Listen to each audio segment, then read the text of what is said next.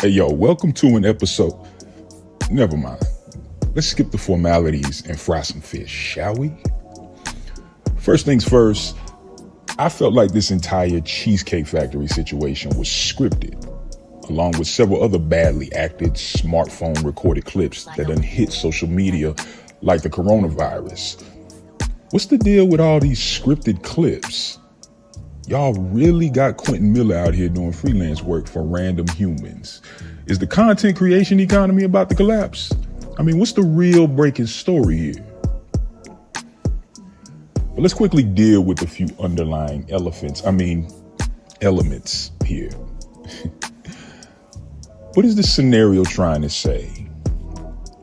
By way of the World Wide Web, what is this cheap camcorded interaction suggesting to its global viewers? Let's talk about it. What do you think when you see this woman, smartphone in hand, constantly stroking her long, newly twisted box braids while clearly admiring her own digital reflection as she broadcasts this first date live to all her social media followers? What do you think about this Black woman? When she refuses to even get out of the vehicle, then berates her non-Black date for choosing the Cheesecake Factory, who on cue is playing the gentleman at every turn of the situation, all while her Boost mobile cam is still rolling, might I add. What category are Black women, not just her, being filed under in your mind?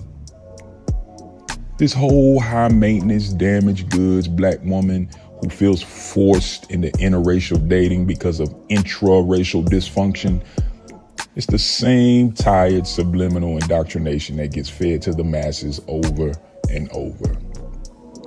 The message being communicated is that Black women are more delusional than they are desirable.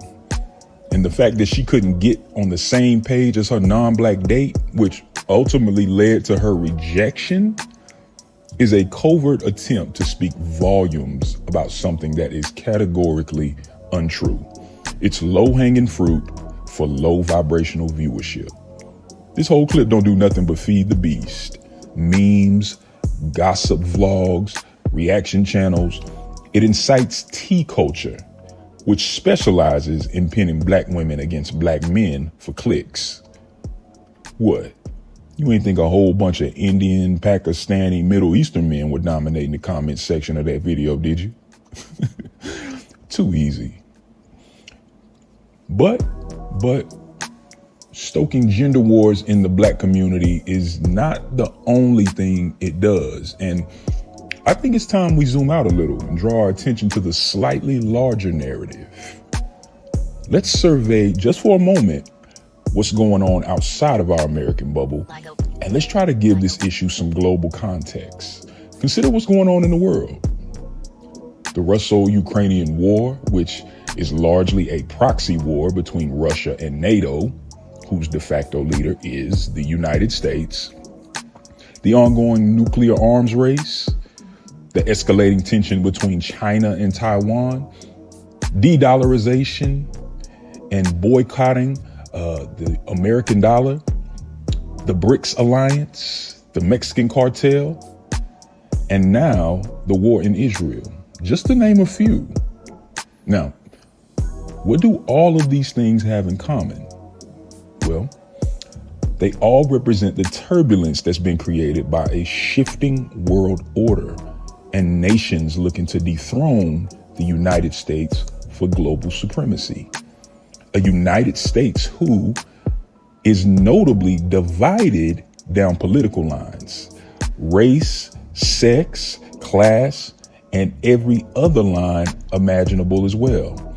I mean, as of the time of this recording, there is no House Speaker in the United States Congress. What I'm saying is that if I wanted to exploit prominent divides in the United States of America, the relationship between Black men and women would be a prime option. Now, am I suggesting that this video and others like it are part of some covert geopolitical strategy to ultimately bring America down? Yo, I ain't peddling conspiracy theories over here. But what I do know is that a house divided cannot stand. And while it has become fashionable for every Tom, Dick, and Harry from every walk of life to criticize the emperor's new clothes, here's what I submit. The whole empire is naked.